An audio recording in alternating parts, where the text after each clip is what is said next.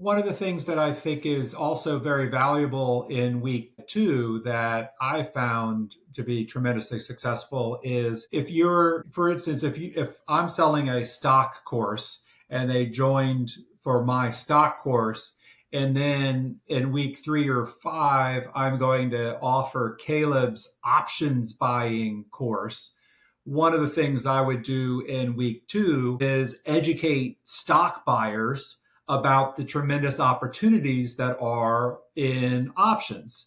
And then the one piece that would be one piece of content. And then, what are the benefits of leverage and what are the benefits of return and what are maybe some things you didn't think about, the risk, maybe even how options can be less risk than stocks if used properly. And then I might introduce Caleb as part of an interview where maybe I'm interviewing Caleb and asking, 10 questions with options expert Caleb O'Dowd. And there is an interview with me and Caleb where we're going through some of these. Well, what about the risk? Well, what about, isn't it complicated and hard? And I would introduce and ask him some questions. And then perhaps then I'm introducing a piece of content where it positions Caleb as an expert, and he is talking about how to find options or how to get options clearance on your account. And so by doing this in week two, you're actually growing your customer.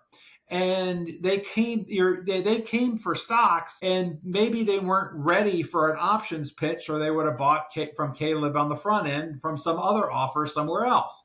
But now I'm able to actually invest in these customers some communication that makes them more valuable to themselves and to me. I did this with a subscription box that was all about meal planning. They would send you a box of food and you would have all the preparation. And so week two content was, it was a corporate brand, but the corporate brand introduced their chefs that were behind the food. And the chefs were providing content on the ingredients and how to find fresh ingredients versus non-fresh ingredients. And so it was a way of introducing the people. I call them the cast of characters. And so on this week two content, what I'm trying to think about is, all right, who do I need to get that person to attach to? I think of it as when a duck is hatched, the first thing it sees is its mother. And so you see a lot of perverse things where a little duckling is following a dog behind because the dog was sniffing in the eggs, and then the duckling hatched and it saw the dog. And so now the duckling thinks the dog is the mother. And so what does my customer need to see so that they pattern off of them and they will follow them along like a duckling? And so introducing them to the chefs, introducing them to the people who are shopping on their behalf and creating the menus and creating the nutrition plans and why this nutrition plan that went into this meal that's inside this box is so far superior and choreographed to just buying goods at the market. And that this then sets up the next week's upsell, which is more boxes of more meals.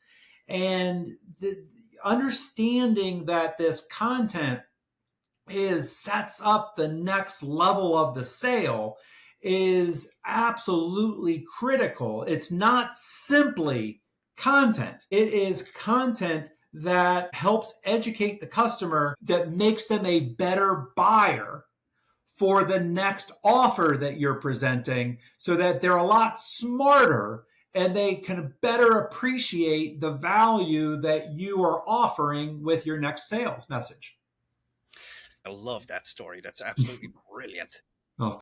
Using your week two value content to pre-sell the offer coming the week after is absolutely brilliant. And I actually have recent numbers.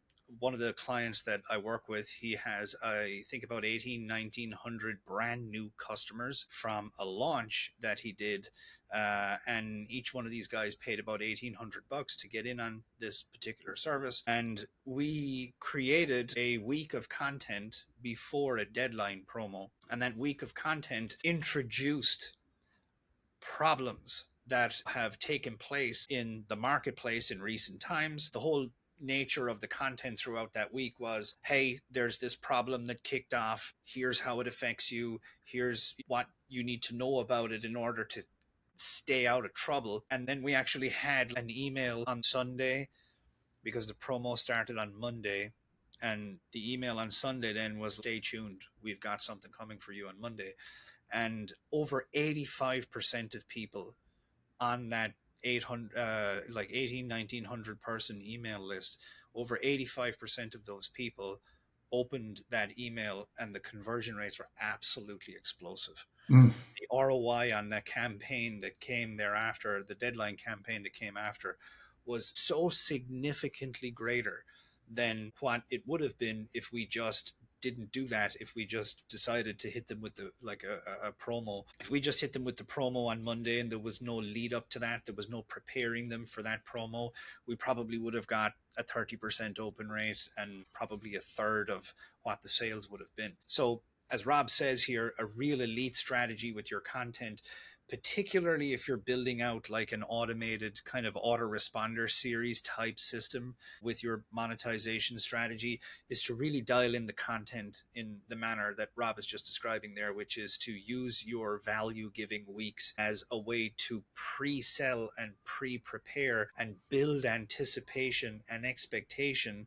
for what's coming next week. The way that that's done badly is if you're just using it to build anticipation and there's actually no value.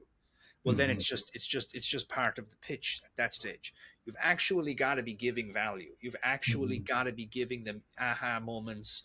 You got to be giving them tangible stuff that they can take and use. You've got to be keeping them out of trouble.